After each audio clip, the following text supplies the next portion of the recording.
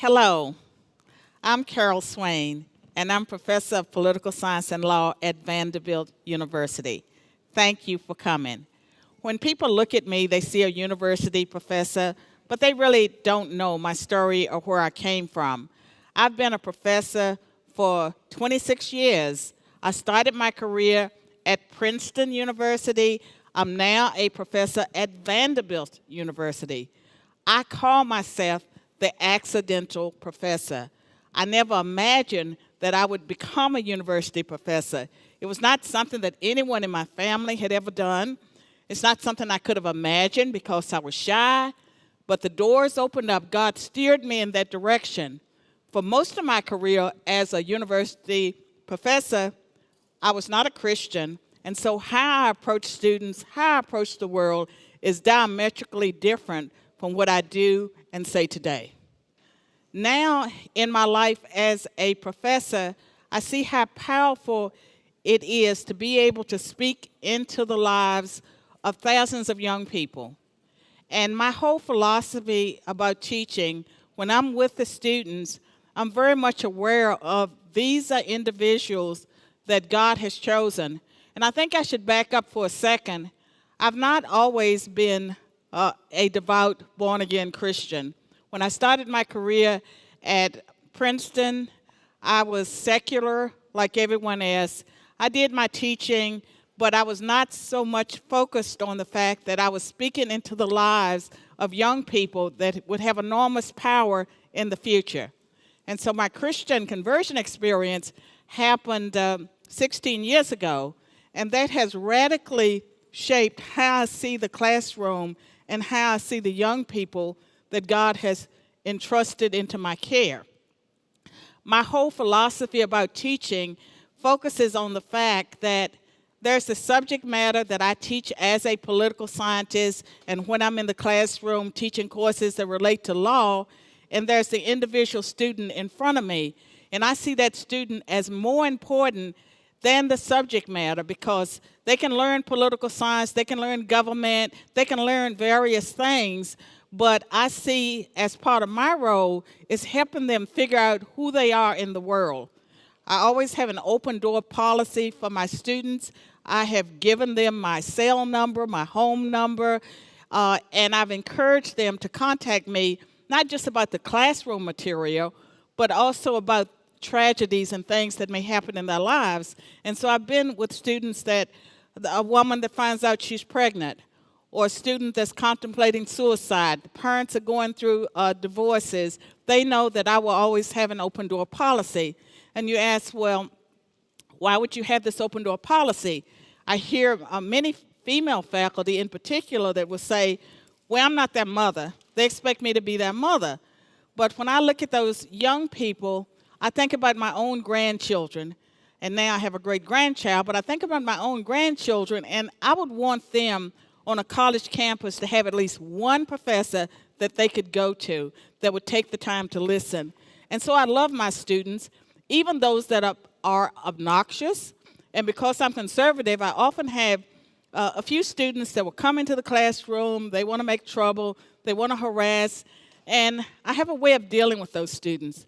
I invite them out to lunch or out to coffee, and we have a nice little chat, and I learn about them. Problem ends. And that's how I address that. And with the young people, I do believe that God brings students into my classroom. So I started each year before the semester praying for the students that God will put in my classroom. But I'm also praying that if there are any that's going to give me a headache that I can't persuade by being kind to, that He will sort of lead them in another direction. So I pray for the students that God will put in my classroom that particular semester. I pray for them during the semester and sometimes after the semester. And there are some students that I have become their second mother. For various reasons, I've developed a relationship over the past 26 years with maybe 5 or 6 students. Not a whole lot, but these are students that I feel like God has placed in my life for me to be that second mother. And it's not something that I'm embarrassed about, and I'm not embarrassed about the fact that I'm an open, I'm an openly Christian person in a secular environment that can be hostile at times.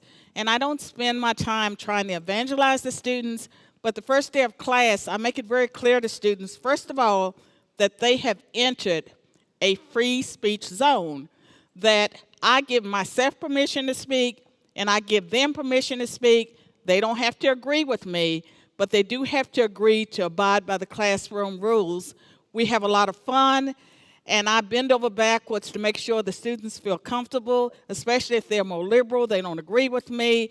I let them know that they're not going to be evaluated based on whether they agree with me, that it's going to be about how they put forth their arguments.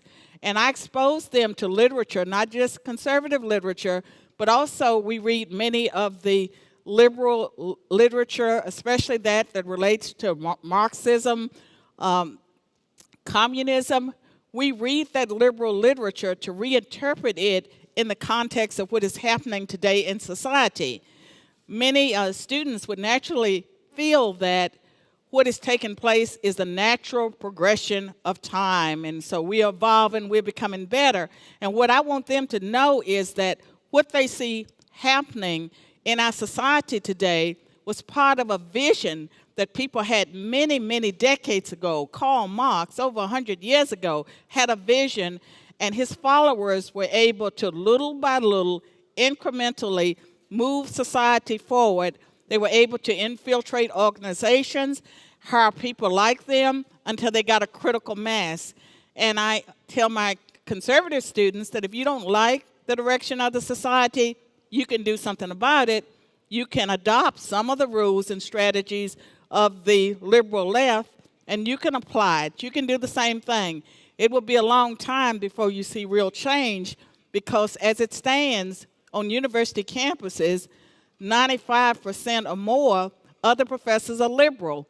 And so for conservative students and faculty, they are outnumbered. We are outnumbered, but you have to get people in the pipeline. And so that's pretty much how I approach teaching.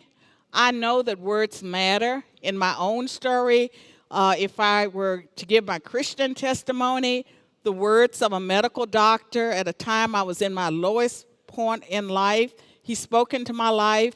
Those words, the words of an orderly at a nursing home. I was once a nurse's aide at a nursing home, and this African orderly told me that I could go to college, I could make more of myself, and he put me on the path that resulted in changing my life.